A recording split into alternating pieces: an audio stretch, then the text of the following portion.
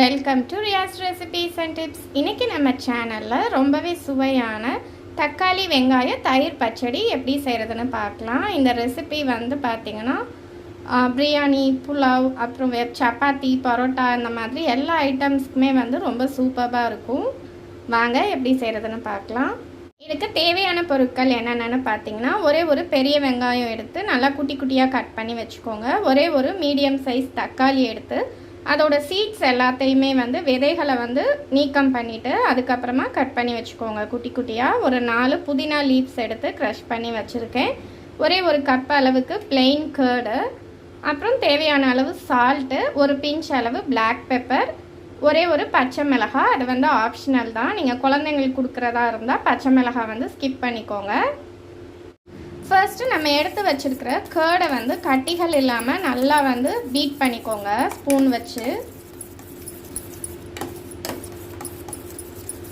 நல்லா கரைச்சி விட்டுட்டு பீட் பண்ண கர்டில் தேவையான அளவு சால்ட் வந்து ஆட் பண்ணிக்கோங்க ஃப்ரெண்ட்ஸ்.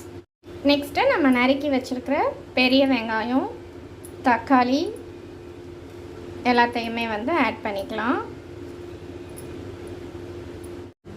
ஆட் பண்ணிவிட்டு இப்போது இதை ஸ்பூன் வச்சு நல்லா கலந்து விட்டுக்கோங்க. தயிர், சால்ட் எல்லாமே வந்து கலக்கிற மாதிரி கலந்து விட்டுக்கோங்க. லைட்டாக ஒரு பிஞ்ச் அளவு பிளாக் பெப்பர் வந்து சேர்த்துருக்கேன். அதையும் வந்து சேர்த்து நல்லா கலந்து விட்டுக்கோங்க. நான் வந்து சின்ன குழந்தைங்களுக்கெலாம் கொடுக்கறதுனால பச்சை மிளகாய் வந்து ஆட் பண்ணல ஃப்ரெண்ட்ஸ். உங்களுக்கு தேவைன்னா ஒரே ஒரு பச்சை மிளகாய் மட்டும் குட்டியாக நறுக்கி ஆட் பண்ணிக்கோங்க.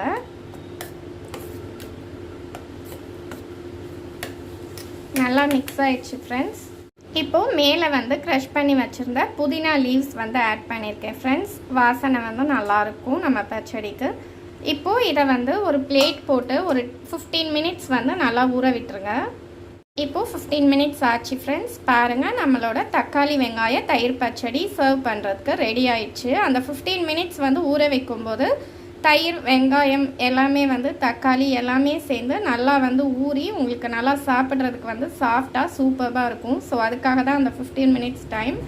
கண்டிப்பாக ட்ரை பண்ணி பாருங்கள் இந்த மெத்தடில்.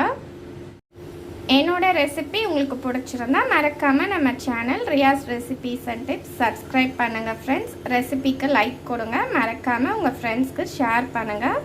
By friends. தேங்க்யூ.